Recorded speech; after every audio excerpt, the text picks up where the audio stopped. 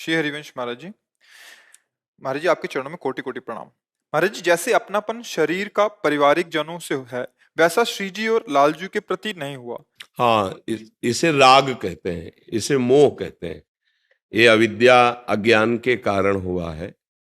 जब ये अविद्या नष्ट होगी तो राग रहित होंगे, तब अनुराग का प्रादुर्भाव होता है, चाहे वो आत्मरति हो या कृष्ण रति हो। जिसे हम भक्ति में कृष्ण कहते हैं वही ज्ञान में आत्मा है, दूसरा कोई थोड़ी है। पर ये रति तभी प्राप्त होगी, पहले विरति आवे, पहले राग रहित हो। तो ये जो राग हुआ है ये अज्ञान के कारण हुआ है, और अज्ञान का नाश करने के लिए ही तो साधु समागम होता है। जिसे अज्ञान कहते हैं उसे मोह कहते हैं।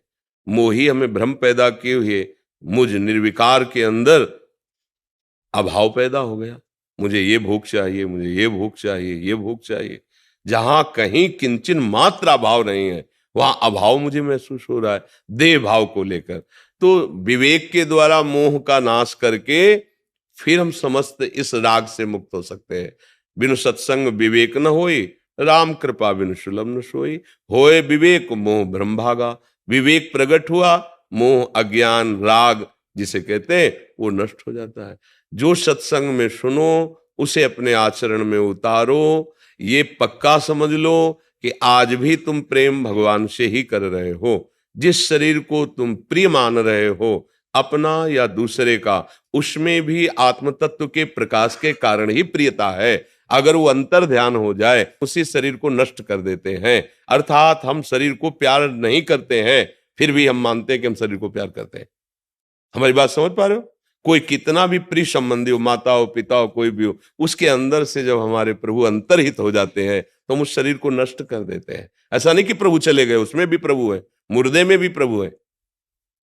प्रभु है। वेन के शरीर का मंथन हुआ तो दाहिनी भुजा से भगवान पृथु और बाई भुजा से अर्ची महारानी मुर्दे का मंथन हुआ। अगर कह दिया मुर्दे में भगवान नहीं तो कहो सो कहा, जहां प्रभु नहीं फिर सर्वव्यापी प्रभु का फिर अनादर हो जाएगा। वो हर जगह है, कोई कण ऐसा नहीं जाना हो। पर वो अंतर्हित हो गए तो इसलिए फिर उस शरीर को नष्ट कर देते हैं। अर्थात हम शरीर से प्यार नहीं करते, आज भी अज्ञान के कारण समझ नहीं पा रहे, हम प्रभु से प्यार करते हैं। अगर जान करके प्यार करो प्रभु से तो अभी शुद्ध बुद्ध परमानंद में निमग्न हो जाओगे।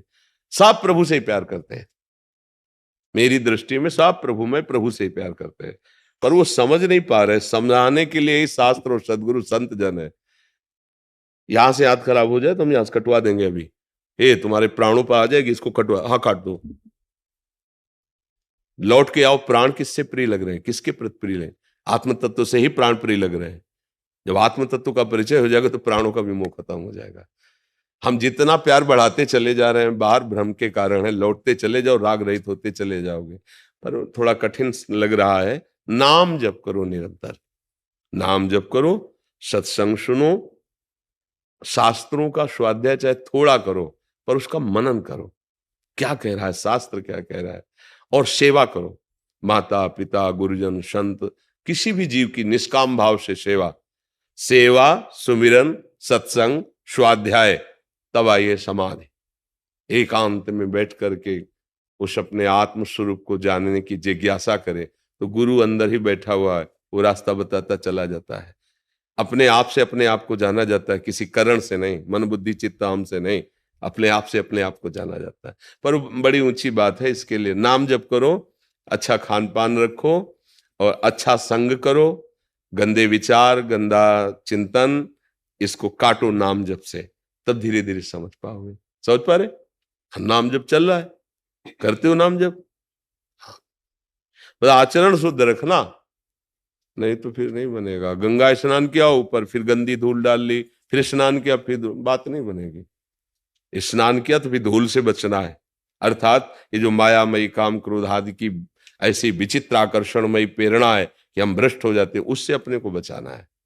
और आप बचा सकते हैं क्योंकि आप में वो पावर है। मन आपके ही पावर से आपका नाश कर रहा है। आप उसको अनुमति दे देते हैं, सहमति दे देते हैं, हाँ कर देते हैं, ममता किए मन की बात को अपने में मान लेते हैं कि ये मेरी बात है, मुझे भोगना है, मुझे चाहना है, यही हार जाते हैं। अगर आप ये देखें मन की चाल है तो आप उस पर शासन कर सकते हैं। राधा गोविंद